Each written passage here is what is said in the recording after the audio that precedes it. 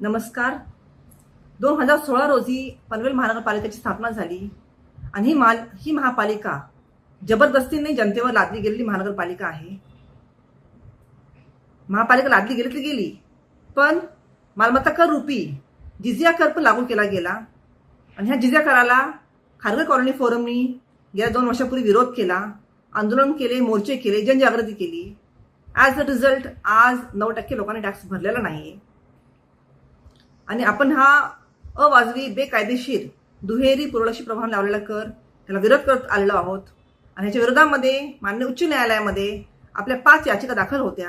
काही प्रश्नांचे उत्तर मी तर देऊ इच्छिते. पनवेल महापालिकेतील सत्ताधाऱ्यांनी जुलमी मालमत्ता कर लावलाय. त्याची वसुली करण्यासाठी मालमत्ता धारकांची घरे सील करू, मालमत्ता जप्त करू अशा धमक्या देऊन विविध नोटीस पाठवण्यात आल्या. जनता अर्थातच मतदारांवर अशा प्रकारचा अन्याय होत असताना सत्ताधारी आमदार प्रशांत ठाकूर आणि खासदार श्रीरंग बारणे नागरिकांची बाजू न घेता कर वसुलीसाठी आग्रही होते. या अन्यायाविरोधात कॉलनी फोरमच्या अध्यक्षा आणि भाजपच्या माजी नगरसेविका लीनाताई गरड, मधू पाटील आणि सहकारी नागरिकांच्या बाजूने उभे राहिले. त्यामुळे 2,80,000 म्हणजेच 90% नागरिकांनी अजूनही मालमत्ता कर भरलेला नाही. लीनाताई गरड यांनी आमदार प्रशांत ठाकूरांच्या दुतोंडी भूमिकेचा पर्दाफाश केल्याने त्यांची चांगलीच फेफे उडाले. टॅक्स तर घ्यावाच लागेल, फक्त तो वाजवी असावा. अहो आमदार साहेब, जनतेचं आणि आमचं म्हणणं हेच तर आहे की तुम्ही लावलेला मालमत्ता कर हा वाजवी नसून अवाजवी आहे. कारण सिडको महामंडळाचे तुम्ही चेअरमॅन होते. ते सिडको महामंडळ मागच्या 20 वर्षापासून 1 BHK साठी 300-400 रुपये मध्ये सेवा देत आहे आणि तिकडेच तुम्ही महानगरपालिका 4,000 ते 5,000 रुपये घेते. जे सिडको महामंडळ 2-3 BHK साठी 1,000-1,200 रुपये घेत होती, तिथेच महानगरपालिका 10,000 ते 15,000 रुपये घेते. म्हणजे इतका 10 ते 15 पट फरक कशामुळे? काय गरज पडली महापालिकेला इतका मोठा कर घेण्याची? हा वाजवी नसून अवाजवी कर आहे. महापालिकेनं ग्रामपंचायतींना सुविधा देत असताना एकदम पहिल्या वर्षी टॅक्स लावलेला नाही.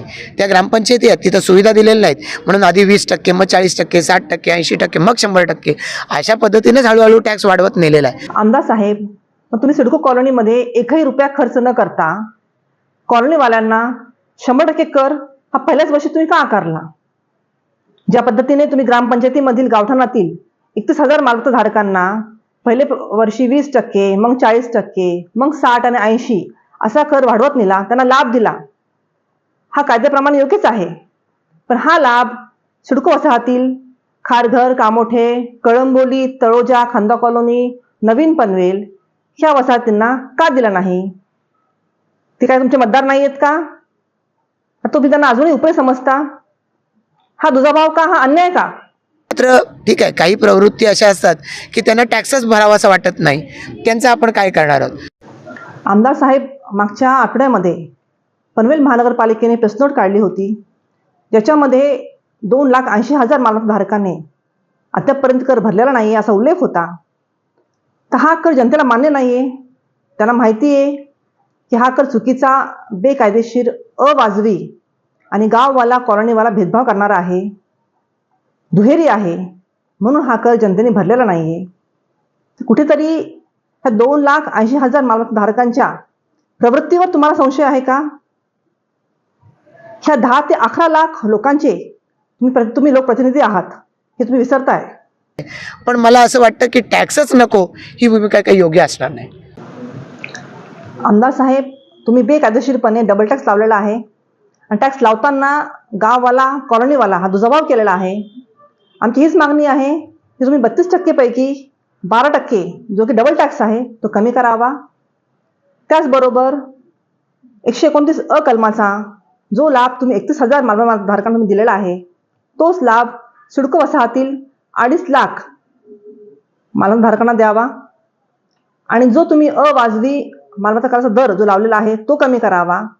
हे सर्व दुरुस्ती करून तुम्ही नवीन बिलं जनतेला द्या. जनता वाजवी कर भरण्यास तयार आहेत.